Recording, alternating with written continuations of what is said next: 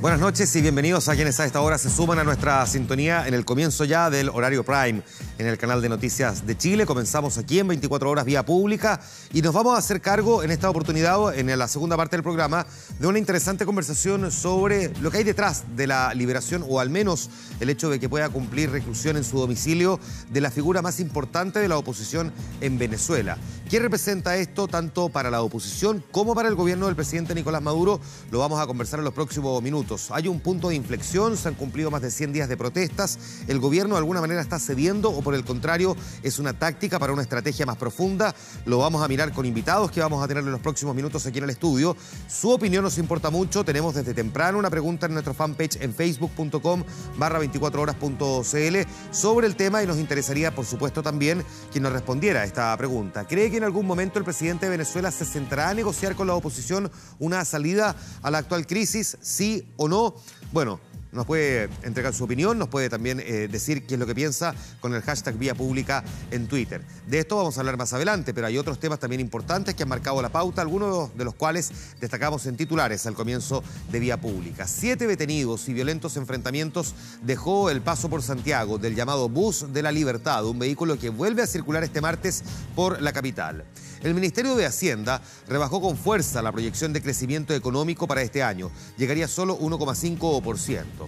Y el presidente de Estados Unidos, Donald Trump, respondió a las críticas por haber dejado que su hija lo reemplazara en la mesa de los líderes del G20. Ya vamos a ir con eso también en los próximos minutos, pero comenzamos con la controversia que se vivió en las calles durante el día de hoy aquí en Santiago. Por un lado, la libertad y por el otro, la diversidad, que esos eran los nombres de los buses que hoy circularon por Santiago, pero que despertaron la intolerancia y la violencia de algunos manifestantes. Hubo insultos, agresiones, hasta escupos que vimos hoy en la capital entre quienes rechazan la ideología de género y quienes apoyan la diversidad sexual. Uso o abuso de la libertad de expresión, aquí lo vemos.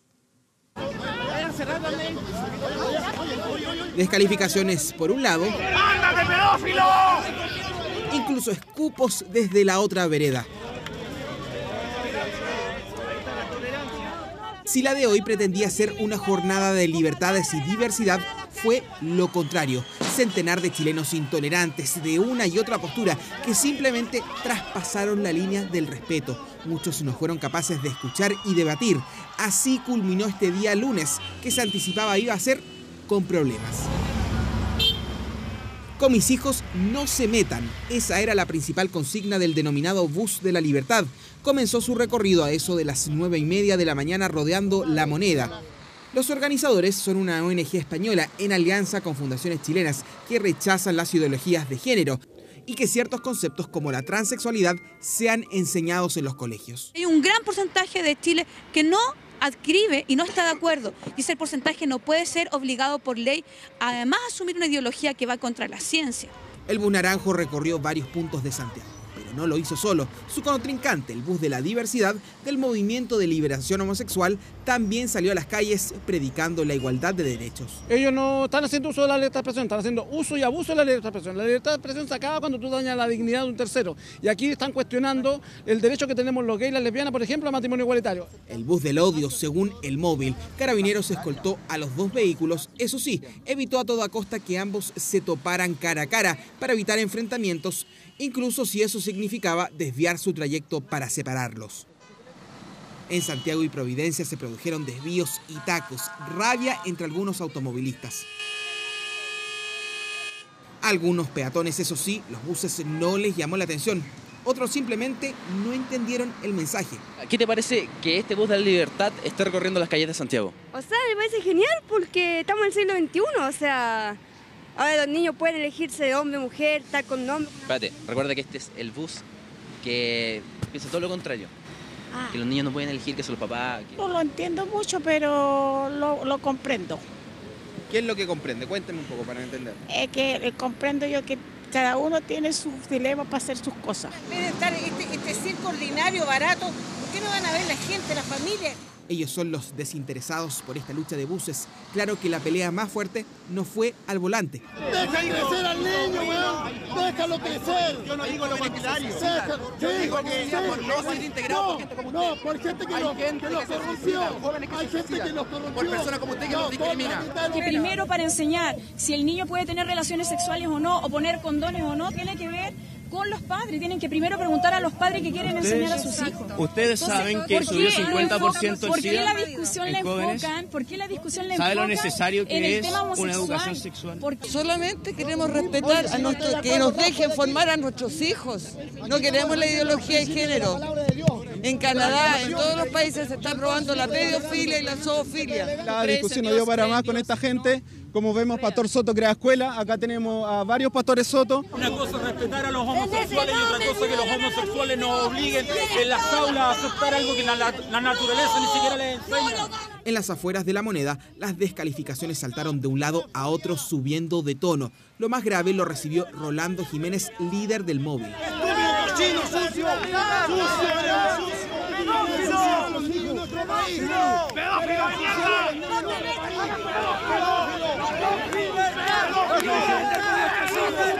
Porque tiene que pegar con nuestros hijos. Mira,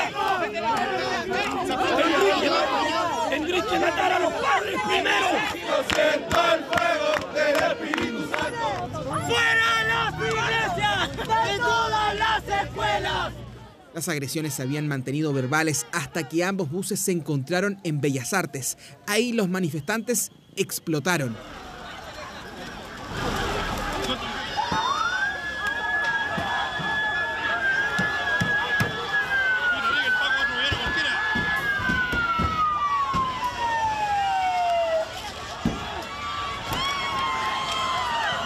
Se produjeron serios incidentes en este sector de la capital.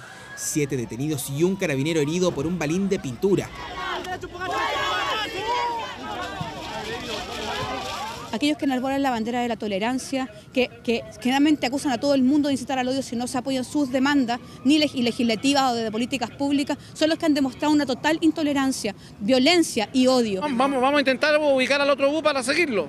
Y ahí, bueno, vamos a ir viendo durante el día lo que ocurre. ¿Es provocación eso, como podrían decir? No, en absoluto, es contrastar una opinión. Ambos buses han confirmado que seguirán recorriendo las calles de Santiago este martes. Una jornada que prometía libertad de expresión y manifestaciones pacíficas se transformó en todo lo contrario. Ciudadanos incapaces de dialogar.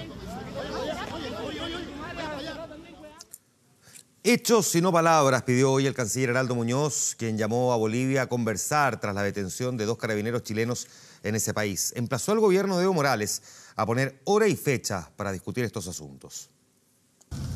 No fue hasta después de la expulsión de los 2 carabineros detenidos en Bolivia que el gobierno de Evo Morales se mostró abierto a la cooperación y diálogo en materias fronterizas específicas. Chile valoró el gesto y llamó a la paz a concretar la reunión con el Comité de Fronteras que se le había propuesto en marzo. Fijemos hora y día para realizar este Comité de Fronteras.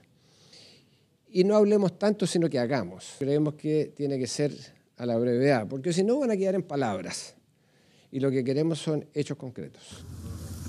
Mientras, el senador Alejandro Navarro, quien visitó a los carabineros durante su detención, criticó que no haya habido alguna autoridad política en la entrega de los 2 efectivos este domingo. Creo que fue un poco de soberbia Chile. No, en estos casos no vale ni la soberbia ni la propaganda, lo que vale es el criterio y la prudencia.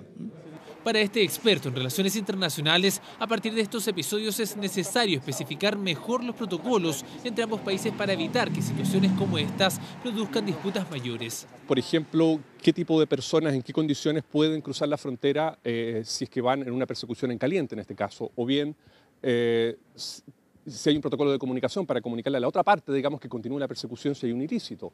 O bien se pueden establecer distintos canales, digamos, hay muchas opciones en lo que se llaman medidas de fomento de la confianza y la seguridad. Ahí están precisamente los vehículos que están transportando a los carabineros. Precisamente en el traslado de este domingo se originó otra situación. Entre los vehículos que integraban la comitiva de la policía boliviana iba esta camioneta que en 2015 habría sido robada en Antofagasta a una empresa contratista minera chilena. Sus dueños se percataron del hecho cuando lo vieron por las redes sociales. Según la denuncia de la empresa, corresponden los logos. Claro que ahora la patente es boliviana. Es irrisorio o tragicómico, por decirlo de la forma más suave, porque supuestamente estos vehículos no debían estar circulando primero en Bolivia y menos en poder de la policía boliviana. Porque se entiende que si ellos los decomisan, debían enviarlo de vuelta. Sobre todo si tienen las placas patentes chilenas o tienen incluso los denuncios con los datos del vehículo. Pero en lo estrictamente diplomático, el canciller Muñoz enfatizó en que la propuesta chilena es convocar al Comité de Fronteras en Arica dentro de este mes, en una fecha que sea de conveniencia para ambas naciones. El Ministerio de Hacienda rebajó con fuerza su proyección de crecimiento para este año, que llegaría a solo 1,5%. Ante la Comisión Mixta de Presupuesto, el ministro Rodrigo Valdés entregó la nueva estimación del gobierno sobre el Producto Interno Bruto Nacional, cifra lejana al 2,25% proyectado anteriormente. De cumplirse el cálculo, significaría su peor desempeño anual desde la crisis financiera global que se vivió en 2009.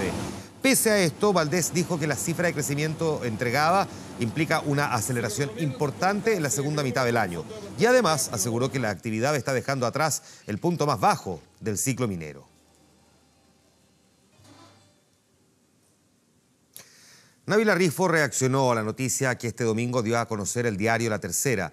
Desestimando el femicidio frustrado, la Corte Suprema habría decidido rebajar la condena a Mauricio Ortega, una información que sería confirmada mañana martes. Yo estuve en coma, estuve con pañales, estuve con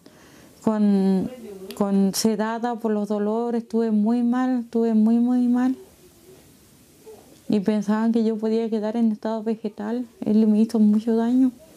Y así le quieren bajar la condena, no puede ser. Si la noticia fue inesperada para muchos, para Nabila Rifo fue aún mayor. Este domingo La Tercera informó que la Corte Suprema habría acordado rebajar la condena a Mauricio Ortega, luego que la defensa presentara un recurso de nulidad. Los jueces no lograron hacerse la convicción de que esa madrugada del 14 de mayo de 2016, Ortega salió en búsqueda de Rifo para asesinarla. Ojalá que no sea así, porque él se merece toda la condena que fuera. Se condena a Mauricio Orlando Ortega Ruiz a la pena de 12 años y 180 días de presidio mayor en su grado medio por su responsabilidad en calidad de autor de un delito de femicidio en grado de frustrado. De los 3 delitos por los que se le condenó fue justamente este, el de femicidio frustrado, el que la Corte Suprema habría desestimado.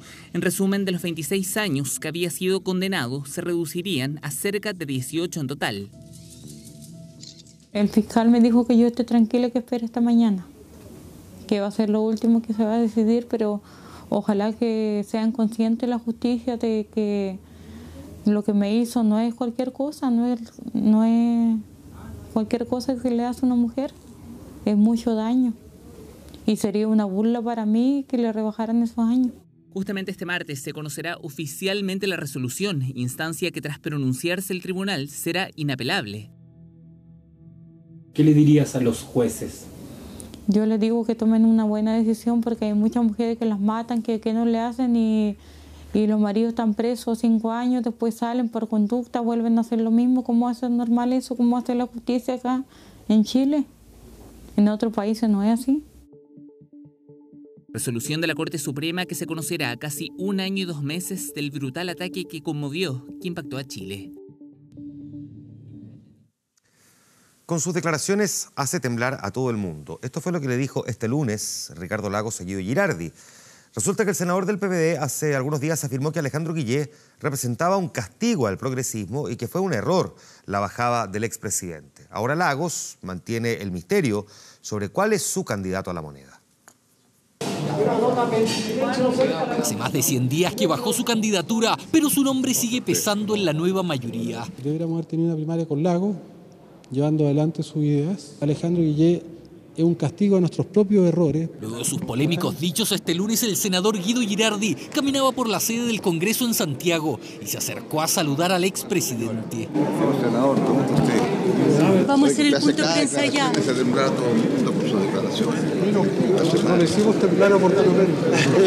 Lo que le dije fue que claramente hace declaraciones y produce inmediatamente algunos temblores, pero me parece muy bien. Ricardo Lagos sigue jugando al misterio luego que la semana pasada dejara en suspenso si hará algún gesto a la candidatura de Alejandro Guillé o la de Carolina Goich. Bien, hay voces que dicen que la candidatura de Guillé no prende y que lo estarían llamando a usted para tratar de salvar el punto a esta hora. ¿Es posible eso?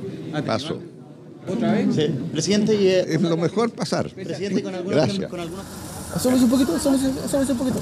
Que no se ve ahí. Mientras tanto, luego de un nuevo fin de semana de recolección de firmas, los partidos que lo respaldan aseguran que Guillé saca cuentas alegres. Si estuviera en decadencia el candidato, si fuera para abajo, no habríamos conseguido las 14.000 firmas que conseguimos en menos de 48 horas. ¿Va a llamar a Ricardo Lagos? ¿Ha hablado con él? ¿Le va a pedir que se reúna? No he hablado con el expresidente. ¿Pero le gustaría, no lo va a llamar? ¿No tiene contemplado? No lo he hecho. No hay apuro para Lagos, quien esconde su carta a la moneda y demuestra que muchas veces el que ríe último ríe mejor.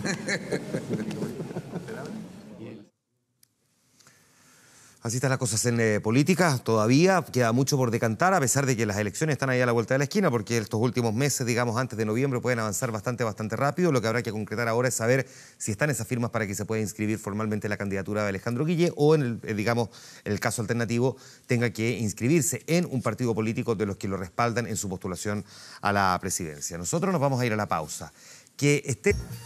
Vamos a la crónica internacional. Donald Trump Jr., el hijo del presidente de Estados Unidos, confirmó a través de un comunicado que se reunió efectivamente con una abogada rusa, pero negó que haya recibido información relacionada a la campaña electoral, tal y como lo asegura el diario The New York Times en un artículo que publicó durante los últimos días. El medio estadounidense señala que Trump Jr. se reunió con esta letrada el 9 de junio del 2016 durante la campaña electoral y que le ofreció información contra la candidata demócrata Hillary Clinton. El yerno del mandatario, Jared Kushner, también participó del encuentro. El hijo de Donald Trump confirmó esta reunión, dice que la abogada le ofreció información, pero que finalmente no obtuvieron ningún detalle ni datos de interés y que se trató más bien de un pretexto para esa reunión. Las versiones de la abogada es que durante ese encuentro nunca se discutieron temas electorales y desde el Kremlin dicen no conocerla. Esta situación, sin embargo, aumenta las sospechas de una posible coordinación entre el equipo de Donald Trump y funcionarios del gobierno ruso durante la campaña presidencial del año pasado. Thank you very much, Kim. It's great to be able to... Violentas protestas se desataron en las calles de Sao Paulo en contra de las reformas que el gobierno de Michel Temer pretende impulsar. Según los manifestantes, van a quitar el empleo y los derechos de jubilación a miles de ciudadanos. Los protestantes rechazan la reforma del régimen de pensiones y la flexibilización de la legislación laboral que será votada próximamente en el Senado. Temer inició su gobierno con promesas de revertir la situación económica de Brasil a través de medidas de austeridad. Sin embargo, las denuncias de corrupción han obstaculizado su administración y han puesto en duda su agenda de reformas. El mandatario y un tercio de su gabinete, así como 4 expresidentes y decenas de legisladores, están bajo investigación por estar envueltos en la trama de Lava Jato. La Cancillería peruana llamó a consulta a su embajador en Quito, Hugo Otero, ante la decisión de Ecuador de continuar con la construcción de un muro que divide a ambos países a través de un canal de agua. Ecuador lamentó la decisión de Perú y asegura que esta pared que separa a los municipios de Aguas Verdes en Perú y Huaquillas en Ecuador evitará principalmente las inundaciones que cada año afectan a la población de la frontera. Aclaró además que cumplen con todos los convenios establecidos. El gobierno de Pedro Pablo Kuczynski denuncia que la construcción se comenzó de manera inconsulta y que este proyecto viola los acuerdos de paz firmados en Brasilia en 1998, con los que pusieron fin al conflicto armado entre ambas naciones. Un avión militar se estrelló cerca de una autopista en Mississippi. Según informaron las autoridades, a bordo iban al menos 8 personas y por el momento 5 estarían muertas confirmadas, aunque todavía no hay datos oficiales. La aeronave, que había despegado desde Memphis, en Tennessee, era de transporte de equipamiento militar. Las causas del incidente aún se investigan, pero sospechan que se trató de una explosión en el aire porque los grupos de rescate encontraron el resto del avión a ambos lados de la carretera. Pogačar marcó este lunes un hito en su carrera al clasificar a los cuartos de final en dobles de Wimbledon. Se trata también de la primera vez que un doblista chileno alcanza esta fase en el Grand Slam londinense. Este jugador avanza por primera vez a cuartos de final en un Grand Slam en compañía del bielorruso Andrei Vasilevsky. Derrotó a la pareja número 7 del orbe, compuesta por un sudafricano, Raven Klaasen, y el norteamericano Rashid Ram, por 6-4, 7-6 y 6-3. Con esto el chileno logró emular lo hecho por Julio Peralta en Roland Garros en 2017. Con su victoria, el nacional se instaló entre las 8 mejores parejas de Wimbledon. Por el paso a semifinales, Podiplink deberá enfrentar el miércoles a los croatas Nikola Mektic y Franco Skugor. La selección chilena femenina de hockey y césped perdió ante Argentina en las semifinales de la Liga Mundial de la Especialidad. Las Diablitas no pudieron ante las Leonas, las número 1 del mundo. Las trascendinas ganaron por 2-0 en el partido que se disputó en Sudáfrica. A los 6 minutos, los árbitros cobraron un dudoso penal de Chile en contra de Eugenia Trinchinetti. La experimentada Noel Barrio Nuevo convirtió con un potente remate el primero para Argentina. A los 28 minutos, Agustina Avif aprovechó un rebote tras un córner corto y sentenció el 2-0. Esta es la segunda derrota consecutiva de la escuadra nacional. El próximo miércoles van a enfrentar a India y el viernes van a cerrar su participación ante Sudáfrica. Anotaba el 2-0 para Argentina en el cierre del segundo cuarto, ya dando un poquito más de tranquilidad. En los últimos Panamericanos de Toronto, Argentina ganó 5. La hinchada del equipo mexicano de Tigres sigue expectante ante el desenlace de las negociaciones por el fichaje de Gary Medel. Se habla de un traspaso de casi $8 millones. ¿Cómo es el equipo donde jugaría el Pitbull? ¿Cuál es su historia? Lo vemos a continuación.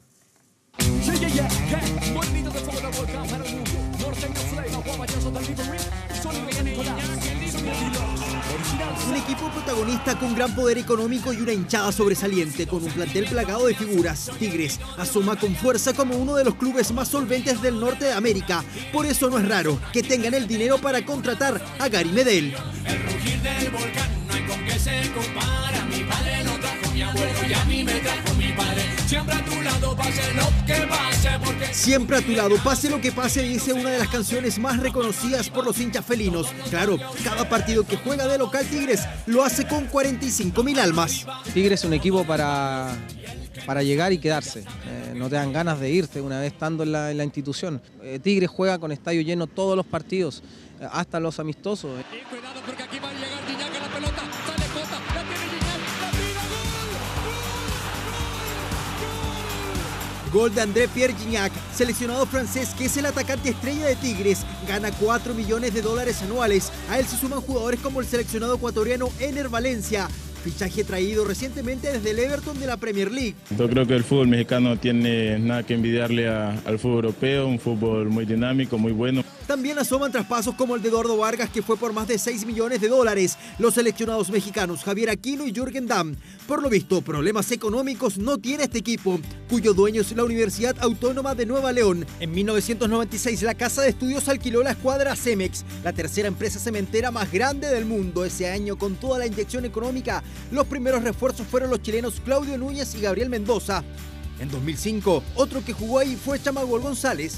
A mí me pasó en lo personal de llegar a Tigres también en un momento también de la contratación más cara ese año. Yo venía a hacer una gran campaña en Atlante, contrato por 4 años. Podría darse la llegada de Gary Medel, hay ese interés. Medel es uno de los pilares de esta selección. Se habla mucho de Gary Medel. No vamos a dar absolutamente ningún nombre, eso ya lo saben ustedes. Algunas de las declaraciones por el tema Gary Medel, que sería otro fichaje rimbombante de Tigres. Se habla más de $8 millones y un sueldo de poco más de $3 millones al año. De concretarse el fichaje, ¿será un retroceso para Medel? ¿Con qué se encontrará el Pitbull? Tigre es el protagonista de todos los torneos últimos del fútbol mexicano, también de Conca Champions, ha estado ahí partícipe de todas las liguillas. Tras casarse con su mujer, la periodista Cristina Morales, ahora Medel está de luna de miel, pero sigue atento a la confirmación de su nuevo equipo, el poderoso Tigres mexicano, que ha sacado la billetera para contar con las mordidas del Pitbull.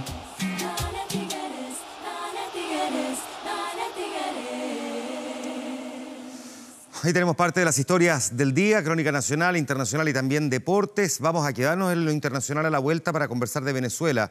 Hay novedades importantes y por lo mismo queremos debatirlas también con nuestros invitados. Antes de la pausa, sin embargo... Bueno, vamos a hablar de la liberación de Leopoldo López, que se ha convertido en uno de los temas más importantes de los últimos días en la crónica internacional. Vamos a conversar con Jorge Sanz, analista internacional de la Universidad del Desarrollo. Gracias, bienvenido, buenas noches. Buenas noches. Fernando García Nadaf, académico de la Escuela de Ciencia Política de la Universidad Diego Portales. Bienvenido, buenas noches. Gracias.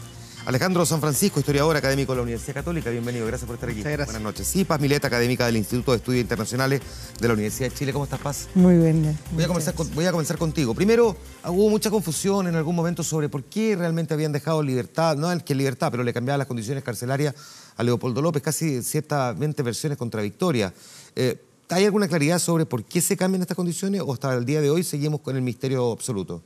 Hasta el día de hoy existe el misterio, pero hay 4 versiones respecto a esto. A ver. Primero es la que dice Nicolás Maduro, que dice que resultado de la Comisión Verdad que investigó la situación de López, la ex canciller, ¿no es cierto?, Rodríguez, le dice que están dadas las condiciones para cambiar las condiciones de López.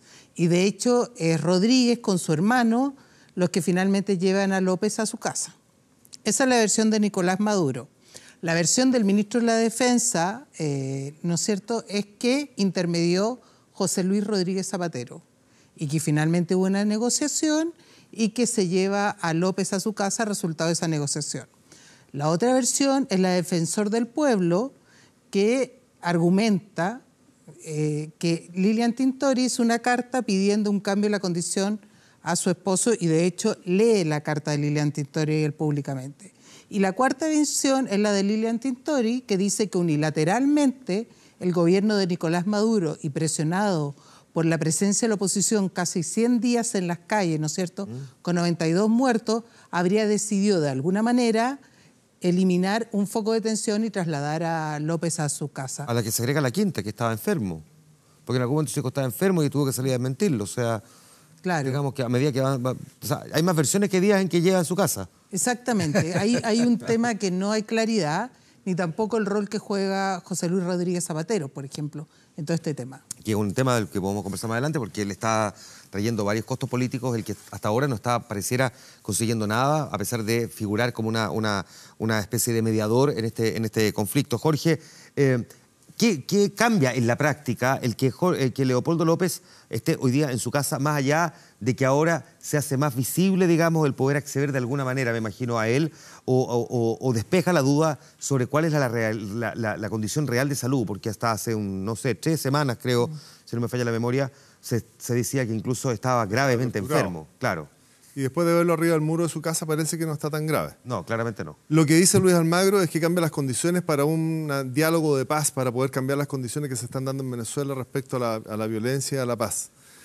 Yo creo que se abre una esperanza de poder intentar normalizar, por una parte, intentar normalizar las relaciones entre gobierno y oposición, y por otra parte, da la idea de que esto va a permitir que la atención se centre en Leopoldo López y no necesariamente en el tiempo que va transcurriendo para llegar en 20 días más a la Asamblea Constituyente, que es lo que necesita Maduro. O sea, el poder llegar sin tener que dar muchas explicaciones por las elecciones que no se están haciendo, que son 2, más la elección presidencial. Entonces, yo creo que está entregando algunos elementos para que la oposición efectivamente suelte un poco esta protesta tan dura que está, de estos 100 días de protesta tan dura en la calle.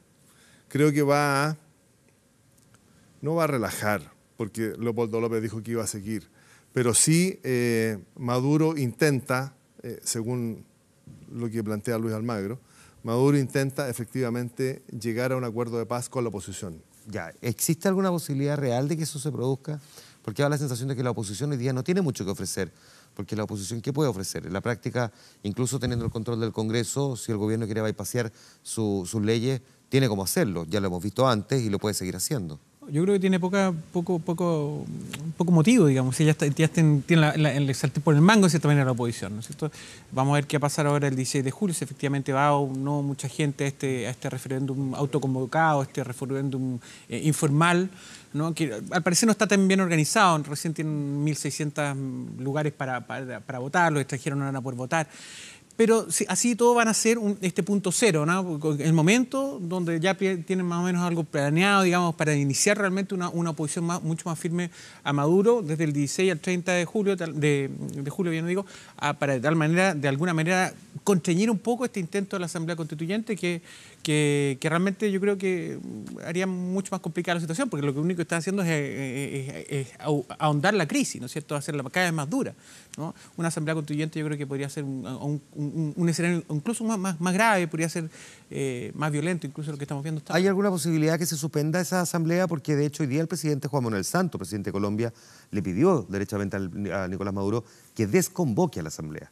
Por la vía de un Twitter. Claro. Yo tengo la impresión que no se va a desconvocar. Si uno lee las noticias del fin de semana en la prensa internacional, incluso la chilena y la venezolana, la noticia era Leopoldo López. Claro. Si uno lee la prensa chavista y lee el Granma, por ejemplo, de Cuba, la noticia es los 6.000 candidatos a la Asamblea Constituyente y cómo el pueblo se está desplegando para consolidar el proyecto bolivariano y generar las bases para una nueva Constitución. E incluso hay una cosa que llama la atención y que yo creo que al menos habría que leerlo con detalle.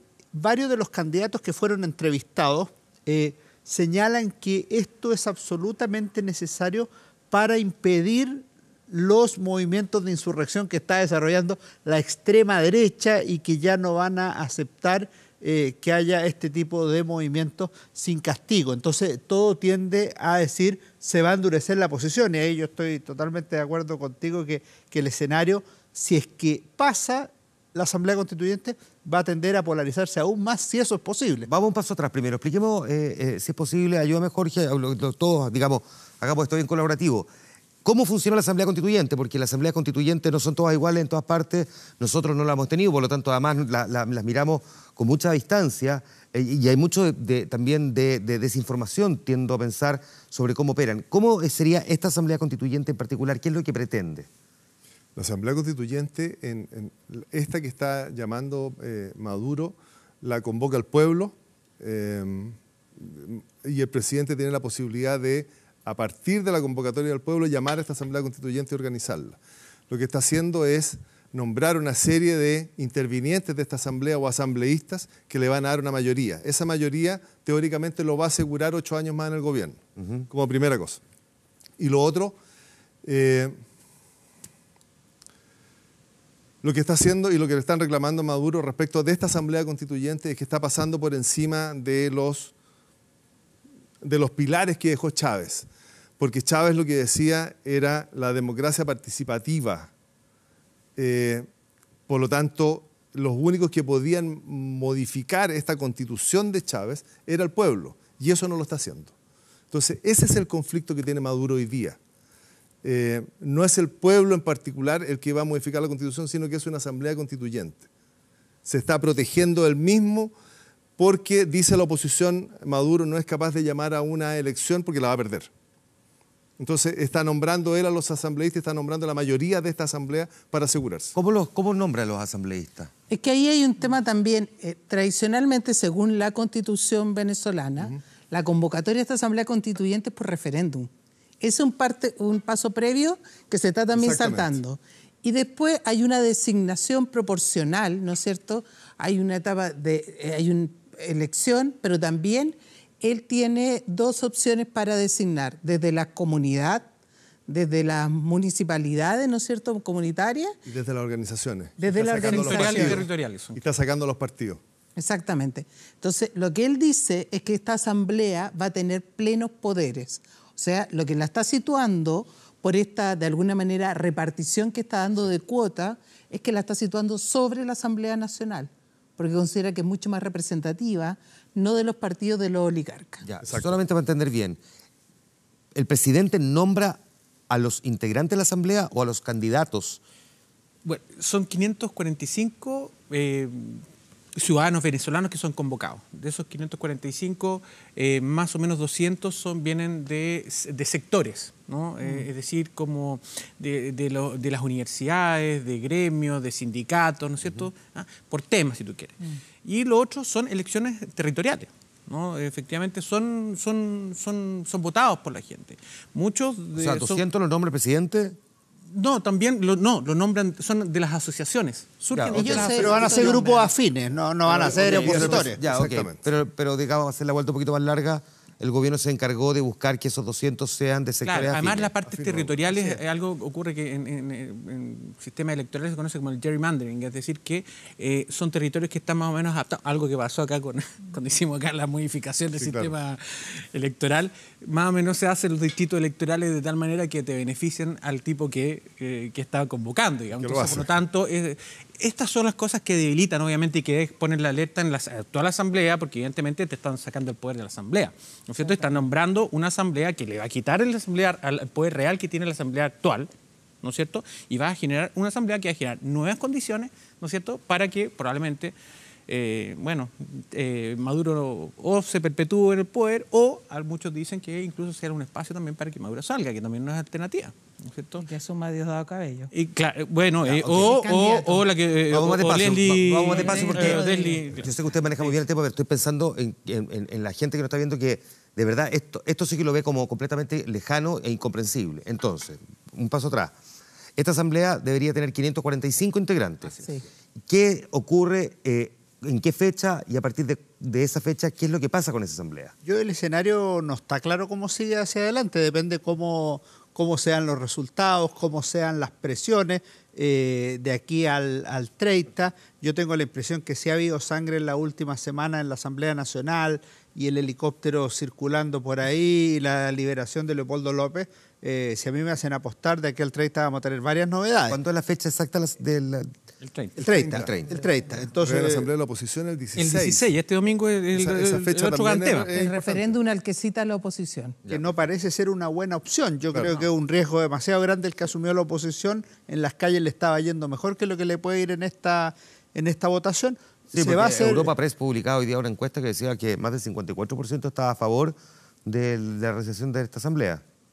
Y probablemente va a tener problemas organizativos la oposición para hacer su votación fuera de la institucionalidad, si no es una cuestión... Claro, no es un referéndum organizado por el Estado. Claro. Entonces lo que va a pasar de aquí a fin de mes es imposible saberlo, y después de la asamblea yo creo que el único punto que está claro, y si bien algunos dicen que se estaría alejando del régimen chavista, mi impresión es que lo que va a hacer es consolidar el régimen chavista, que hoy día no tiene posibilidad de sustentarse si es que se llama a la fórmula establecida en la Constitución, como por ejemplo el referéndum revocatorio. Entonces lo que haría, quedándose Maduro o Diosdado Cabello, es mantener la continuidad Chávez, Maduro o Chávez, Maduro, Diosdado Cabello, que es la continuidad del régimen bolivariano. Y al final yo creo que no hay que perderse en los detalles de técnica electoral o de técnica política, sino en la cuestión de fondo que es del poder. Y lo que está apostando la oposición, me parece a mí, en las calles, él es literalmente eso. Sabe que cualquier fórmula que cambie la Constitución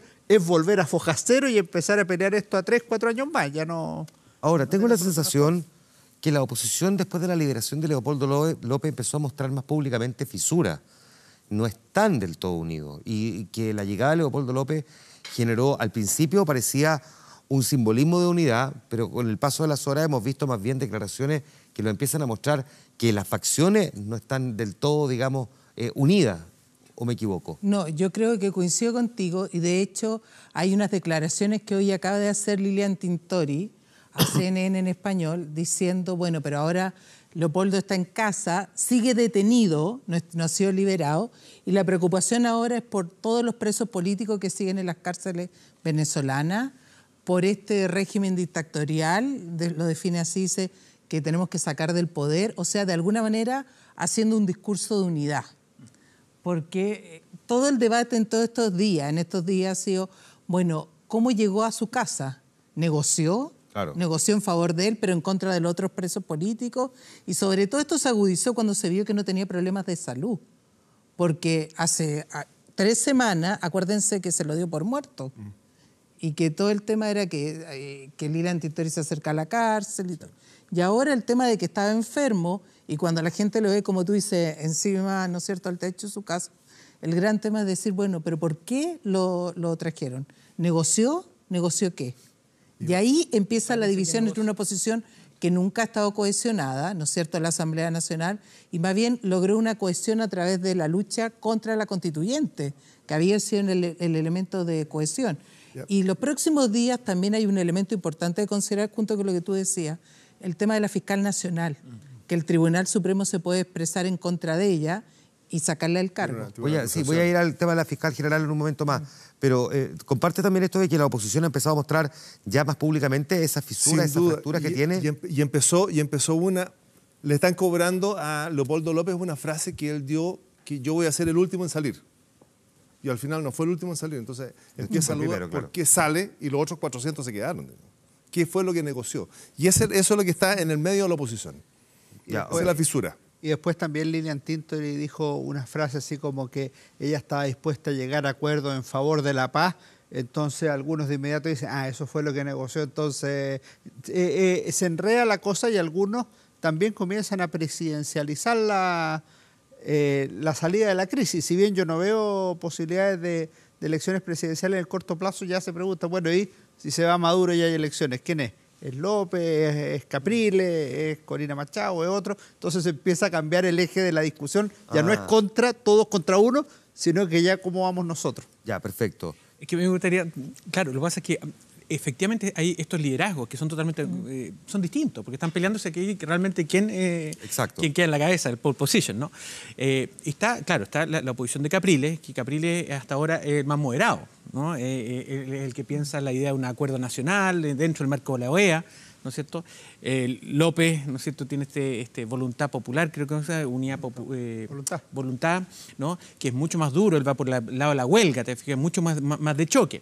Y lo que tú decías tiene toda razón, lo que pasa es que de repente sale hoy día la Tintori y diciendo, ¿sabéis que parece que no es bueno? Porque es una señal que le da más moderada, que le da Tintori a la otra. Y también está la oposición de Machado, que parece que no está tan fuerte, no está articulando tanto la situación, y de Acción Democrática, que es el otro partido que viene siendo... Entonces tienes cuatro posturas. Dentro del chavismo también encuentras alguna división. Eso iba a decir. Ahora vamos de vuelta al gobierno, Jorge, porque esta administración de Nicolás Maduro ha disimulado, pero tiendo a pensar que cada vez le cuesta más, que efectivamente existen facciones dentro del gobierno y que no todos están satisfechos con el devenir, digamos, de los acontecimientos, y que probablemente lo que ha ocurrido con la fiscal general es la punta de un iceberg de cosas que no estamos viendo, pero que podrían en algún momento empezar a flotar también, ¿no? Yo entiendo que los que están en el gobierno están con Maduro, y los que están en estos chavistas que están en esta posición en contra a partir de la fiscal general, como que los han ido desplazando del gobierno, partiendo por la fiscal que tiene una acusación que se la pueden resolver en contra en un rato más, digamos. Y aun cuando ella no le reconoce ningún valor a los jueces que la van a juzgar, son los jueces. Y va a tener que respetar probablemente esto, y quizás genere otro conflicto más. Pero lo que le están cobrando a Maduro es que se está separando de la línea de Chávez, y la línea de Chávez era a partir del pueblo, y Maduro lo está haciendo a partir de sus propias conveniencias. Eso es lo que le están cobrando. Entonces, esa es la diferencia que se produce. ¿Quién se la está cobrando? El pueblo, los chavistas. Los chavistas que se fueron del gobierno. Los chavistas. A partir de la fiscal. ¿Qué le pasó a la fiscal que tomó distancia? Ella era chavista, pero no es madurista, digamos. ¿Cuál fue lo que gatilló esa distancia? Yo creo que hay dos elementos que ella argumenta como tema central, ¿no? La convocatoria de una asamblea constituyente, separándose de alguna manera lo que plantea la Constitución, sin referéndum, ¿no es cierto? Sin la posibilidad de que el pueblo finalmente elija con esta condición de designado, y de alguna manera superponiéndose a una Asamblea Nacional que fue democráticamente elegida, que ese es un elemento fundamental. Y lo otro es que ella, ella es claramente chavista, más que parte de la revolución, de alguna manera. Sí. Entonces, no hay que olvidar que cuando llega Maduro al poder, Maduro llega sorprendiendo a todos, porque todos esperaban que fuera Diosdado Cabello el sucesor de Chávez. Claro. Llega él, y yo creo que de ese momento él carece de una legitimidad de cierto sector chavista. De hecho, él gana una elección y después pierde la siguiente. O sea, él perdió la de la Asamblea Nacional. Entonces, tiene una falta de respaldo, y ella dice, en la práctica, él se está alejando del legado de Chávez. Estamos yendo contra lo que mismo Chávez planteó. Entonces, de alguna manera, la escisión que hoy se está produciendo es de aquellos que le niegan legitimidad a Maduro y que creen que está yendo contra el legado de Chávez. ¿Cuál podría ser el impacto que a ella la apartaran del cargo? Yo creo que no va a pasar mucho si la apartan del cargo. O sea, yo creo que estos son problemas menores frente al riesgo real que tiene la sociedad venezolana, que es de resolver el conflicto político por la violencia. O sea, la posibilidad de un golpe de Estado, de un autogolpe de Estado, de una guerra civil, es mucho más radical que un cambio en autoridad. El cambio en autoridad va a ser noticia el día que ocurra, 2 días después, y se acabó. El riesgo que hay es que llevamos 101 días de protesta y 91 muertos. Eso no pasa en ningún país del mundo. Entonces, en ningún país en situaciones de no guerra civil. Claro. Entonces está a las puertas de que el conflicto escale. Y esa situación yo creo que hoy día no tiene control de ninguno de los actores. Aquí se comentaba hace un rato qué podría negociar el gobierno y qué podría negociar la oposición. Yo creo que estamos en un punto de casi no retorno, de manera que las posibilidades de negociación son cada vez menores. ¿No hay posibilidad de negociación? ¿Tú compartes eso? Hoy día está la amenaza, yo creo que no. Hoy día está la amenaza del hermano de Chávez, que dice tenemos 5.000 fusiles más preparados para... Entonces ya está, Maduro amenazó con balas, este señor amenaza con más fusiles. Entonces el tema para negociar y para conversar cada vez es más chico, o cada vez está más lejos, claro. No lo sé. Tú mencionaste a José Luis Rodríguez Zapatero en algún momento. ¿Cuál ha sido el rol que ha cumplido él? Y aprovechemos de mirar también el de otros líderes internacionales, porque pareciera que todavía están medio al debe. No los puede uno culpar, porque la culpa es más bien de Maduro, si es que a uno de responsabilizar a alguien, pero ellos van, digamos, a meterse en un conflicto complejo y con todos los riesgos políticos que conlleva. José Luis Rodríguez Zapatero en España está siendo muy cuestionado, se han escrito estas editoriales de los diarios sobre cuál ha sido su rol realmente. Claro, porque inicialmente van en el marco de UNASUR, ¿no es cierto?, con la figura de los expresidentes dialogar entre el gobierno y la oposición. Claro. Pero después pierden totalmente respaldo dentro de la oposición porque se les cuestiona que en la práctica siguieron el juego del gobierno y lo que hicieron fue postergar la posibilidad de un referéndum revocatorio y que la oposición se involucra en este diálogo propiciado por ellos y pierden la posibilidad de ganar este referéndum revocatorio. Entonces, son claramente cuestionados y después va, ¿no es cierto?, por la personal, de alguna manera, Rodríguez Zapatero, porque tiene el respaldo del gobierno y cierta llegada a un sector de la oposición. Pero en la práctica lo que se cuestiona de él es que de alguna manera está legitimando un accionar del gobierno de Maduro, que yo creo que hay un antes y un después del ataque del otro día en la Asamblea Nacional.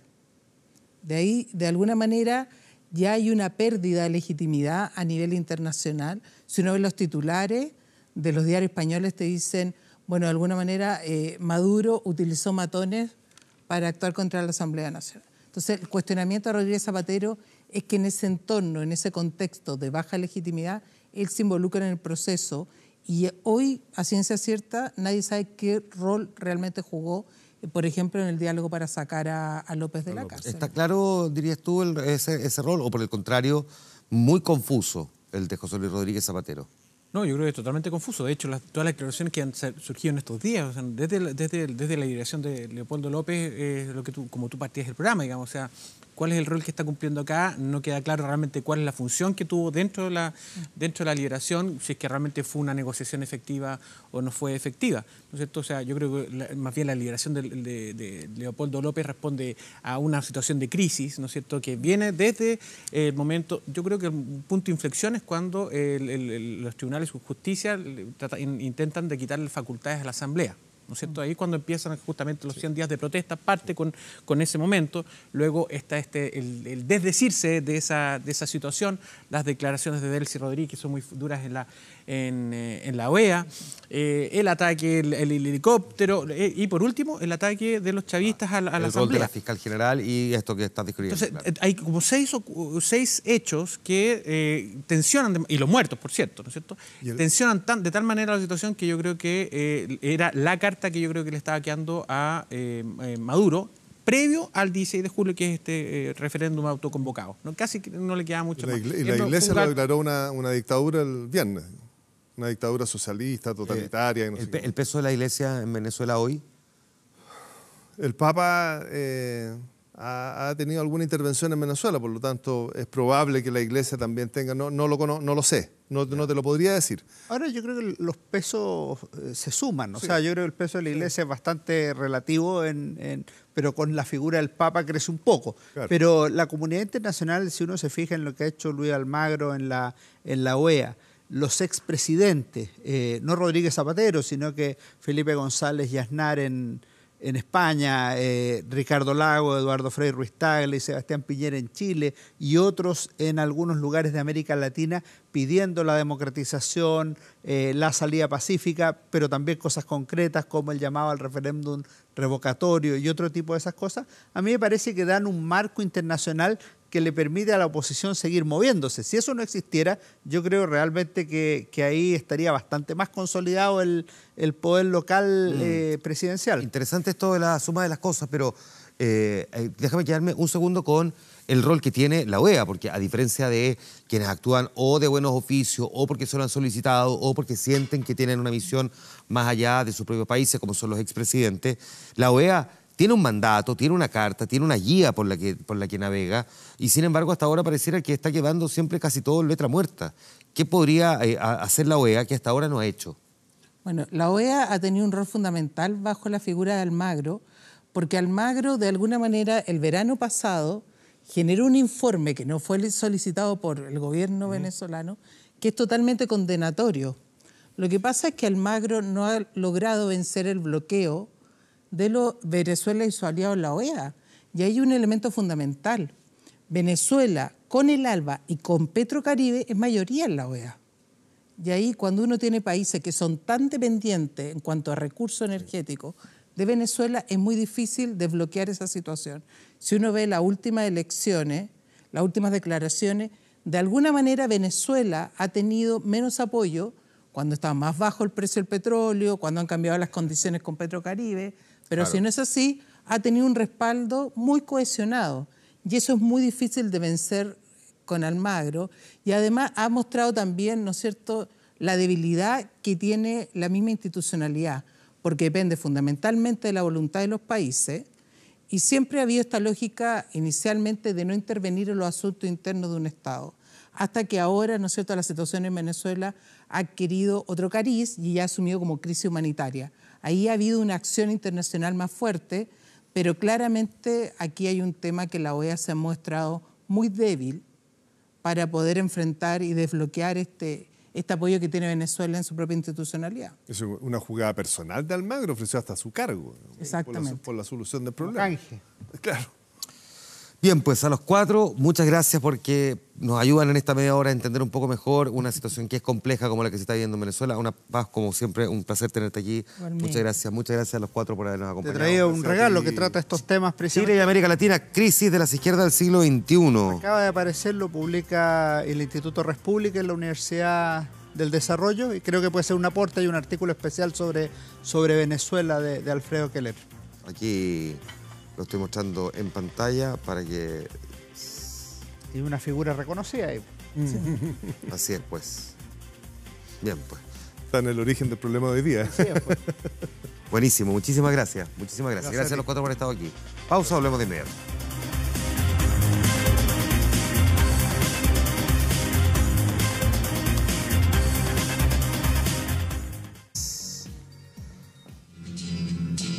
Estamos llegando al final ya del programa. Vamos con la respuesta a la pregunta que teníamos formulado en nuestro fanpage en facebook.com/24horas.cl. ¿Cree que en algún momento el presidente de Venezuela se sentará a negociar con la oposición una salida a la crisis?